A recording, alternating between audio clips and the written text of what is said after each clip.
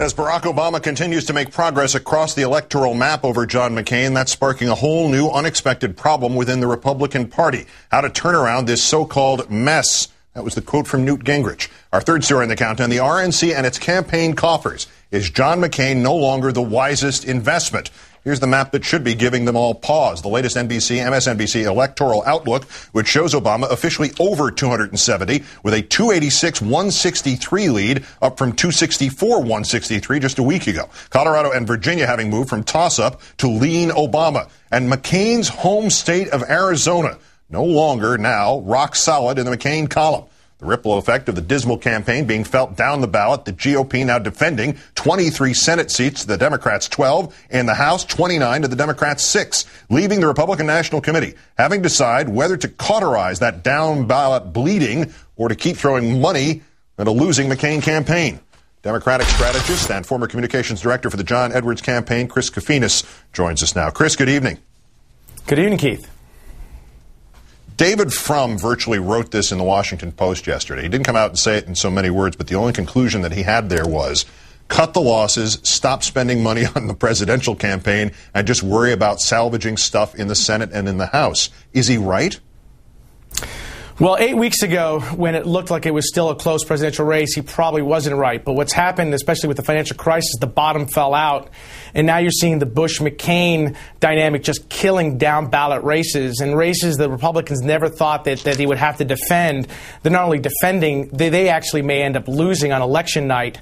So this has become a Republican ship that's sinking pretty fast, and they're trying to figure out to stem the bleeding. I mean, what's happening now is basically everyone is a man for themselves, if you will, and they're trying to wonder, how do you stop this political realignment, this map that is now expanded to include battlegrounds they never thought were possible in the Obama campaign, and that is a big problem for them. So I think there are definitely some Republican leaders that want to focus on the Senate races.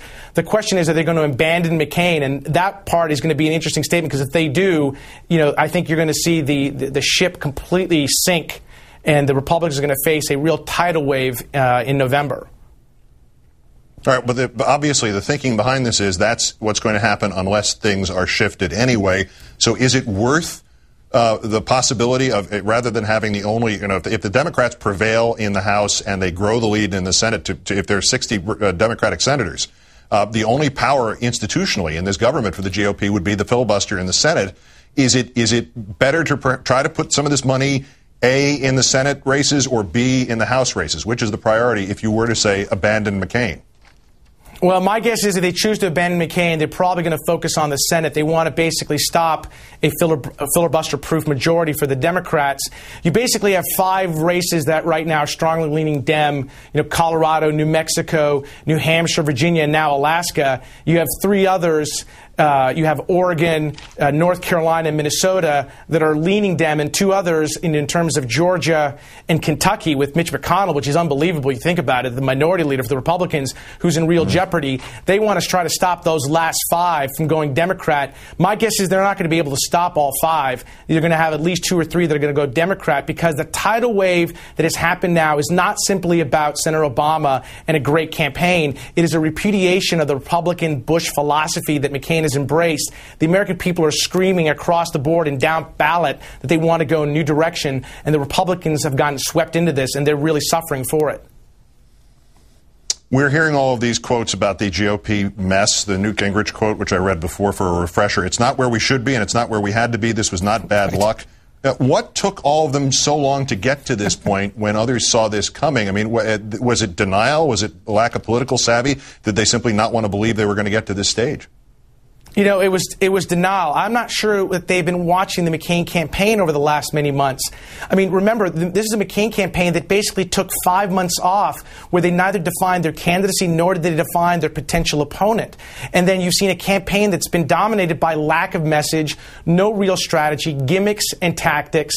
And unfortunately, they've been suffering because of it. So the notion that somehow this came out of the blue and they didn't see this coming, I have a hard time believing. This was a campaign that I think people saw the wheels coming off really early. So unfortunately, the McCain campaign is in the state that they're in, but they have really no one to blame but themselves. They put themselves in it, and the Republicans are going to suffer for it. Not that they're not trying to find other people to blame. Chris Kofinis, the former communications director with the Edwards campaign. Thank you, Chris. Take care. Thanks, Keith.